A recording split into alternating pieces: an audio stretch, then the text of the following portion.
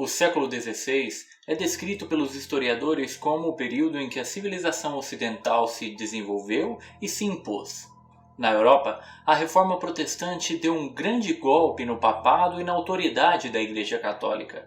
Então se deram início inúmeros conflitos religiosos. Embora fosse muito associada à razão, à ciência e à tecnologia, a Idade Moderna sofria ainda com medos de épocas passadas. A Europa nessa época ainda tinha diversas crenças de origem sobrenatural. Um homem amplamente respeitado na comunidade local, que logo passaria a ser visto de uma maneira totalmente diferente. Seria ele um incestuoso? Uma fera selvagem com poderes sobrenaturais? Assassino em série? Ou talvez um pouco de tudo isso?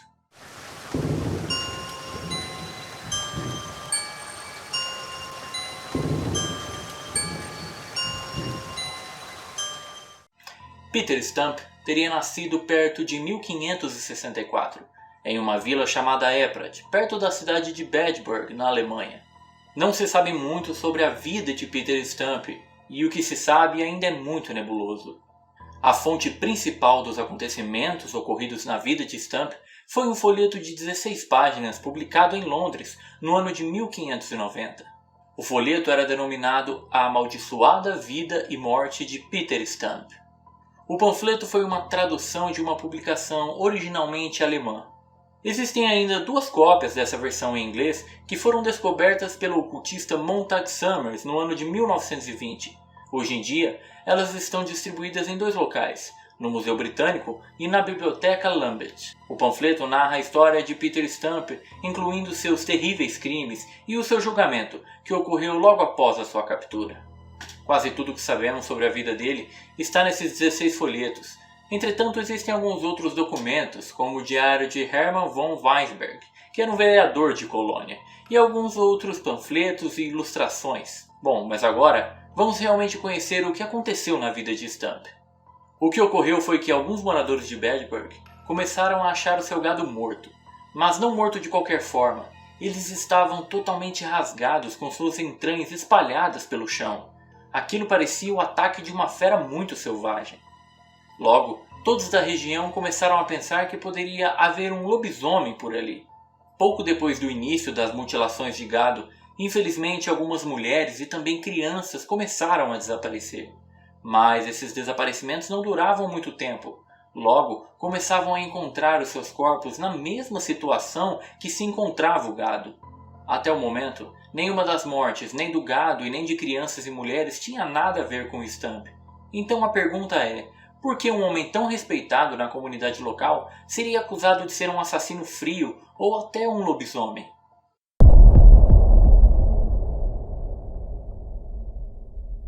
A primeira hipótese é que tudo foi uma armação com motivo de razão política.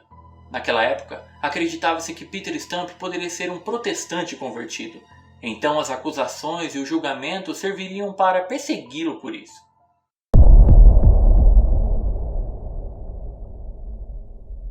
Outro motivo era de que possivelmente ele era um homem incestuoso. Haviam boatos de que ele tinha uma amante, que na verdade era uma parente distante dele e era casada, e que esse marido dessa mulher poderia ter espalhado os boatos de que Stump era um lobisomem.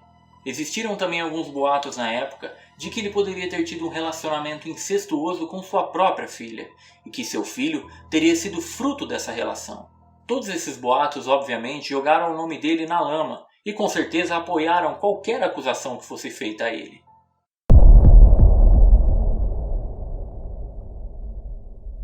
Mas existe uma outra razão que provavelmente é a mais forte para ele ter sido acusado de ser um lobisomem e ter matado tantas pessoas.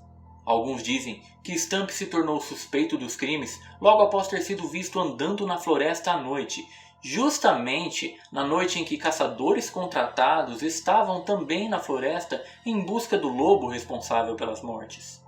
A história conta que os caçadores estavam rastreando um enorme lobo negro até uma área isolada da floresta, até que perderam seu rastro. Um pouco mais à frente, avistaram Stump, que estava com roupas sujas e rasgadas, mas a sujeira que havia nas roupas não era só barro, mas sangue também. Naquela noite, quando foi questionado pelos fazendeiros, ele não sabia explicar por que estava na floresta naquele momento.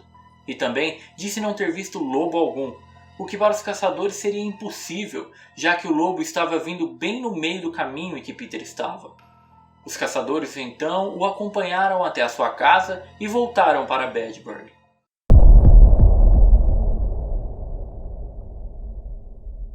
Apenas 3 dias depois desse ocorrido, uma ovelha apareceu morta. Então os caçadores foram até lá para verificar se aquilo era obra de um lobo. Quando eles foram lá, o magistrado da cidade estava com eles. E eles acabaram comentando que haviam encontrado Stump na floresta naquela noite. O magistrado então pediu que os caçadores o levassem até a casa de Stump, que lhe queria conversar com ele. Quando chegaram até sua casa, ele estava com uma cara péssima, parecia muito doente, com muitas dores de cabeça. E além disso, quando perguntado pelo magistrado, ele não sabia dizer o que fazia na noite passada. Além disso, encontraram em sua casa mais roupas sujas de sangue. Sangue esse que ele não soube explicar de onde vinha, já que ele mesmo não possuía nenhum ferimento. E ele então tranquilamente se entregou para os caçadores e o magistrado, e eles então o levaram para a cidade.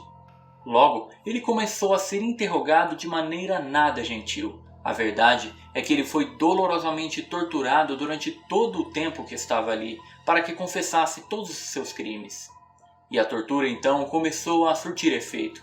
Stump estava contando sobre todos os seus crimes e contou também outras coisas importantes sobre sua vida, coisas essas que ninguém jamais imaginaria.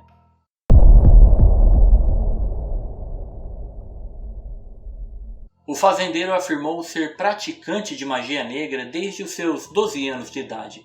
Acima de tudo, disse que fez um pacto com o próprio diabo e que recebeu dele em troca um presente, que era um cinturão com poderes sobrenaturais. Segundo ele, o cinturão fazia com que ele se transformasse em lobo, mas não qualquer tipo de lobo. Ele descreveu como um lobo forte, poderoso, com olhos que enxergavam na escuridão, garras afiadas e presas tão cruéis que ele podia retalhar suas vítimas. Em forma de lobo, ele poderia ser sorrateiro pelas florestas, ele iria passar despercebido e assim poderia matar sem que ninguém soubesse a sua verdadeira identidade.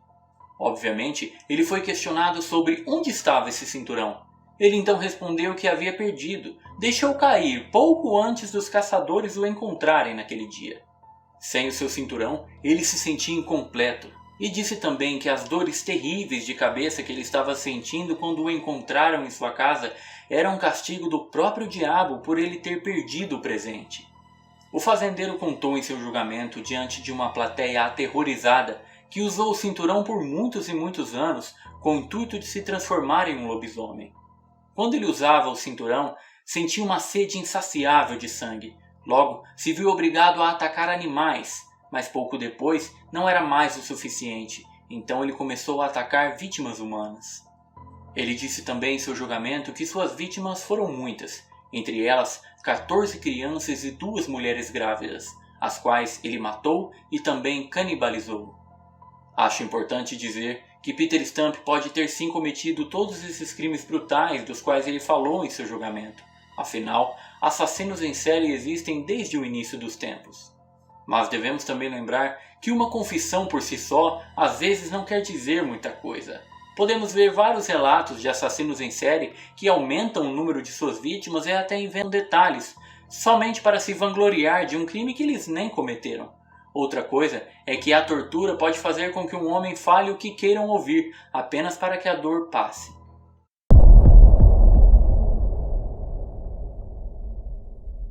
Quatro semanas após o início de seu julgamento, ele foi condenado à morte, e sua execução pode ser uma das mais brutais que se tem notícia na história. Primeiro, Stump foi colocado em uma roda, onde a carne de seu corpo foi lentamente arrancada com pinças em brasa. Logo depois, seus braços e pernas foram quebrados com o lado cego de uma cabeça de machado. Após essas torturas, ele foi decapitado e queimado em uma pira. A filha e a amante de Stump, que também haviam sido sentenciadas ao lado dele, também foram executadas. Hoje em dia, não é possível saber com certeza se Peter Stump cometeu tais crimes, e muito menos se ele foi ou pode ter sido um lobisomem. Como eu disse, houveram vários motivos que podem ter feito ele ser acusado de tudo isso, mas o que se sabe é que até hoje o seu nome sobrevive, cercado de superstições e horrores. Peter Stump foi considerado um dos mais notórios criminosos de seu tempo e, com certeza, foi executado com tanta brutalidade quanto o acusavam de ter matado. E o que você acha que Peter Stump foi? Um fazendeiro acusado erroneamente de todos esses crimes? Ou ele era sim um assassino em série com poderes sobrenaturais? Bom, espero que você tenha gostado desse vídeo aqui. Se você gostou, deixe o seu like. E caso não seja inscrito, inscreva-se no canal, porque aqui a gente tem vídeo toda quarta-feira às 19 horas, ok? Se você puder compartilhar com algum amigo para ajudar no crescimento do canal, eu vou ficar muito feliz. Então, mais uma vez, muito obrigado por estarem comigo até aqui e até a próxima.